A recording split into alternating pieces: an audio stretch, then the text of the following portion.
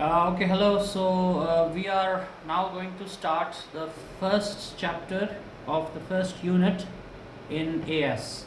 And this first chapter is related to the concept of enterprise or entrepreneurship.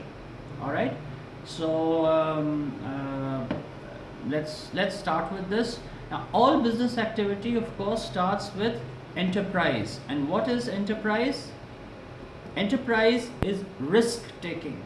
When you take the risk to produce the product, you bring the factors of production together, you bring land, labor, and capital together, and you start the production process.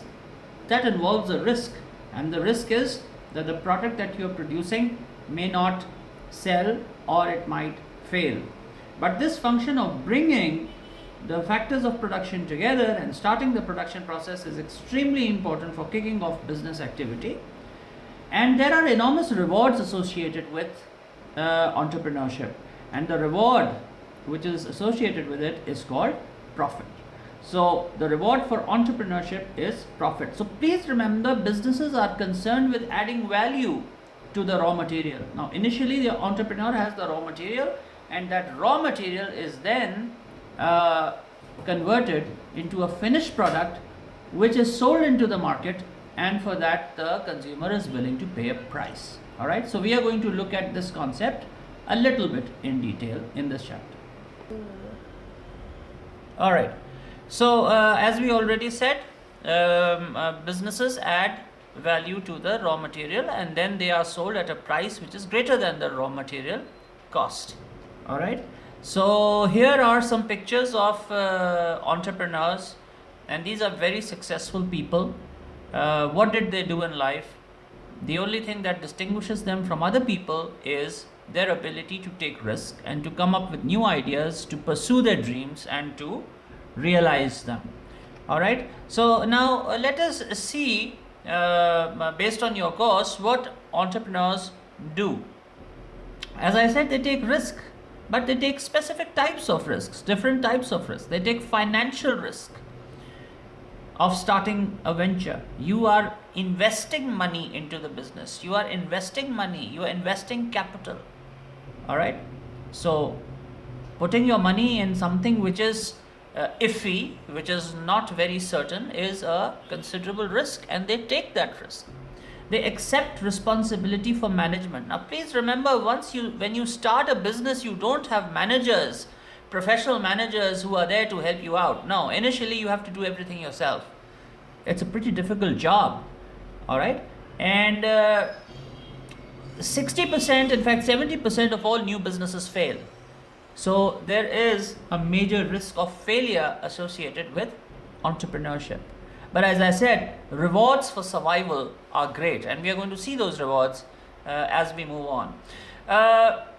Remember what we studied in leadership? Leadership is a set of qualities. All right, so just like leadership is a set of qualities, entrepreneurship is a set of characteristics.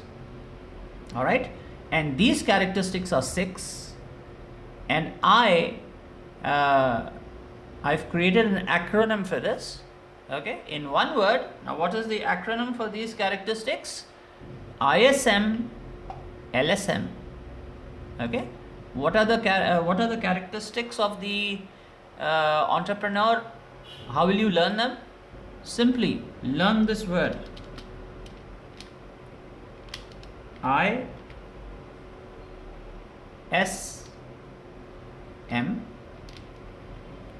Sorry, something went wrong.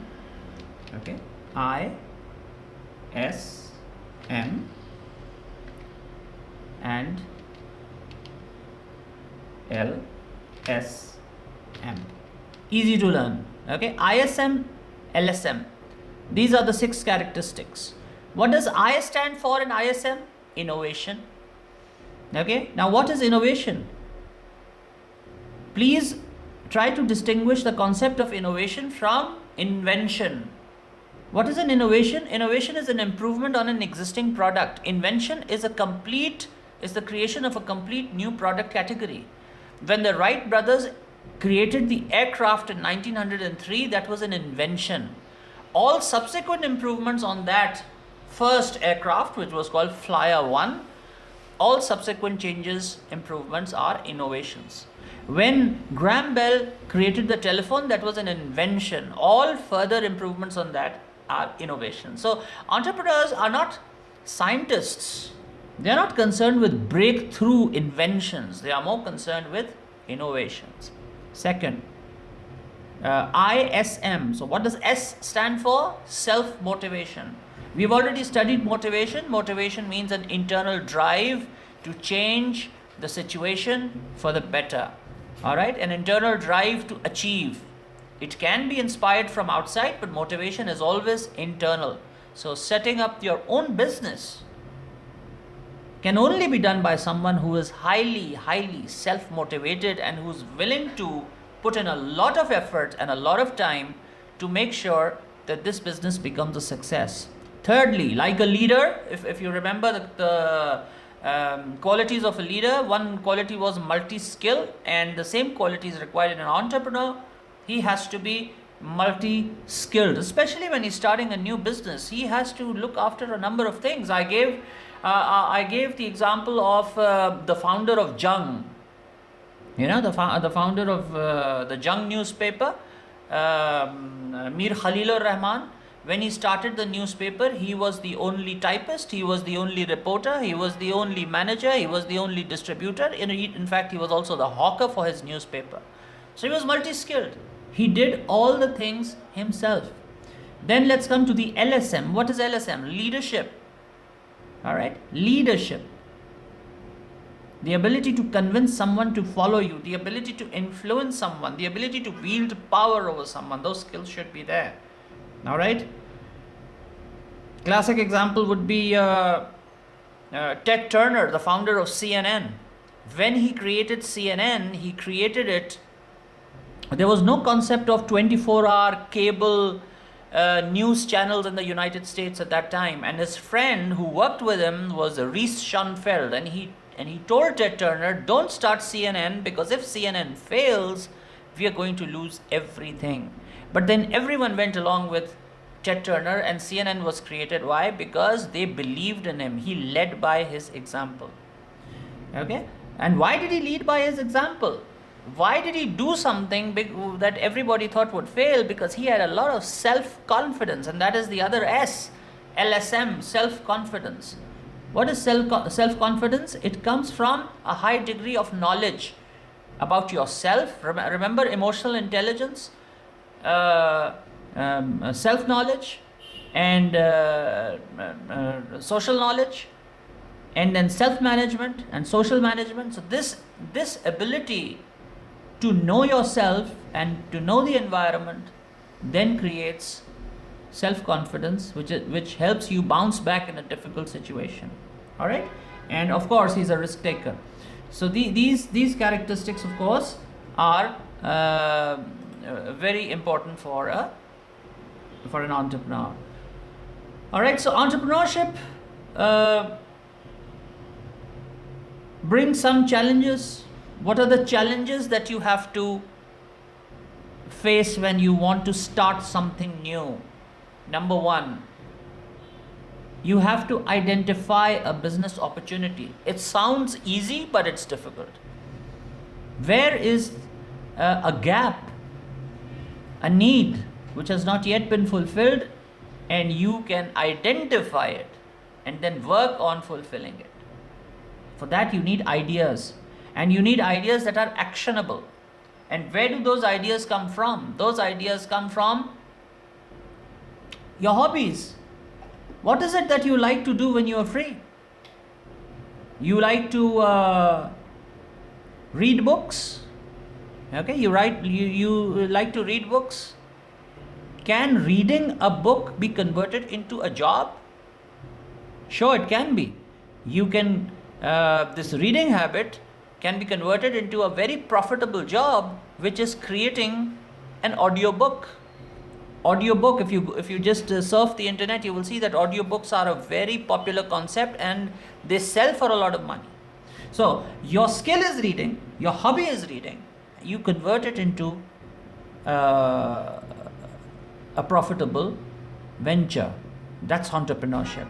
Okay, you have your previous employment experience, you convert that into a business. You go to a conference, you hear something interesting.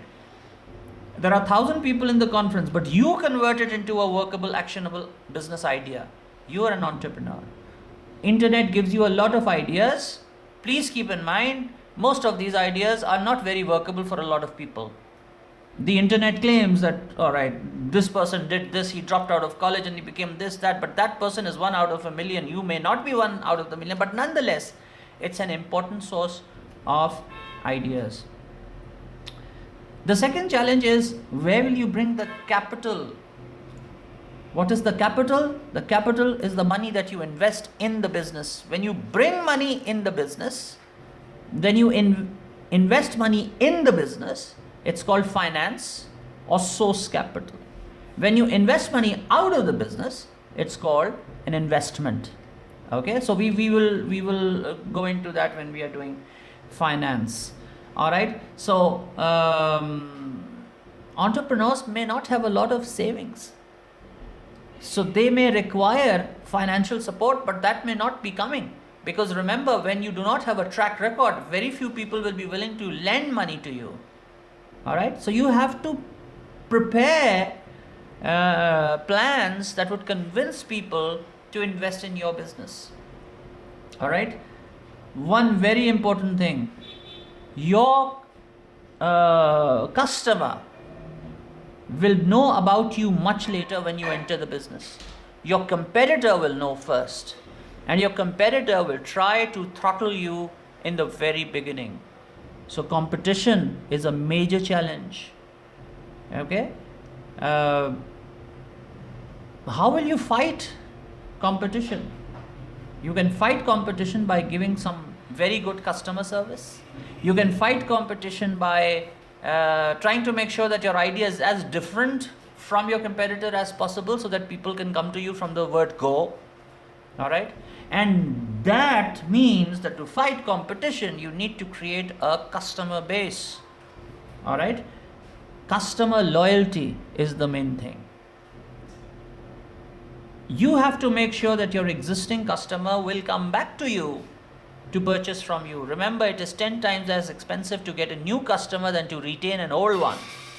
So how do you retain customer these days? In fact, at all time, how do you retain customers? By giving them better service. All right, better personal service. So these are some of the challenges, but many entrepreneurs do not live up to those challenges. Businesses do fail. 70-75% businesses do fail. There is only one Mark Zuckerberg. There's only one Bill Gates. A lot of people went into. In 2000, there was an IT crash in which a lot of new firms crashed. A lot of new entrepreneurs went bust. Why does that happen? The first thing, entrepreneurs are very confident of themselves. Yes, you have to be confident, but please don't be overconfident. You have to maintain good records. The lack of accurate record means that you are trying to retain everything at the top of your head, and that does not always work.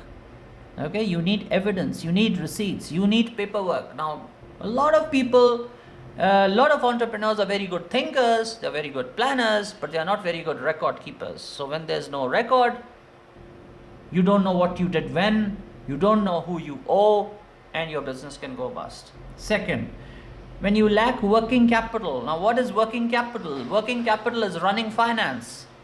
You have a lot of machines, very good. You have a big building, very good. But you do not have the money to pay your electricity bill. You do not have the money to pay your creditors who come asking for their money each month. You're not going to survive very long. All right, because you always need money in hand to deal with day-to-day expenses of the business. Those businesses that collapse in the first year, their main reason is the lack of working capital. The money that you need in hand, the running finance that you need in order to keep the business afloat. All right. How do you deal with that problem? Please create a cash flow statement. All right. make sure that you arrange the finance in advance and manage that finance carefully. Don't spend too much in the very beginning. Don't spend too less, but then don't spend all the money in the beginning so that you are left with no money during the month. All right. Also, sometimes you need short-term loans, so establish good relations with the bank. The bank is one institution which works on good relations. All right. So another very important thing that leads to failure is poor management skills. As I said in the beginning, you cannot hire expensive managers. You cannot hire experienced managers because they come expensive. That's going to add to the cost of the business, and in the beginning you do not have the money to pay very expensive managers. All right. So you have to do good management, and if you are not good at managing cash, if you are not good at coordinating, if you are not good at communication, if you are not good at marketing has changed. It has become social media marketing now. It has become mobile phone marketing now. The old concepts of marketing are going. So if you're not adept at that, if you haven't taken adequate training before that, then you are not going to be a good marketing manager. Okay. You can hire the staff, you can train the staff, but can you afford that? That's the big question mark. One answer is to get trained yourself, or go and work first somewhere and earn some experience. Then, very important reason why businesses fail. They fail to recognize what changes have occurred in the business environment. Please remember, in business, the only constant is change. The only thing that's constantly happening is change. Are you abreast of that change? You have to remain 10 years ahead of the market to be able to take advantage of the market. If you cannot anticipate the change and if you cannot adapt to the change, then you are most likely doomed to failure, because new competitors are entering, new laws are coming in. The economy is changing, government policy is changing, technology is changing. Are you abreast of that? The entrepreneurs who are not abreast of that, those who resist change, those who don't like change, will most likely not survive in such an environment. Okay. So now what will be the impact? The analysis. Okay. Enterprise is something very good. The difference between a developed nation and an underdeveloped nation is that developed nations have a lot of enterprising people. These enterprising people bring about economic growth. Okay, so this is about enterprise. I hope I was able to convey the basic concepts, and now in the next video we are going to do the next chapter. Thank you.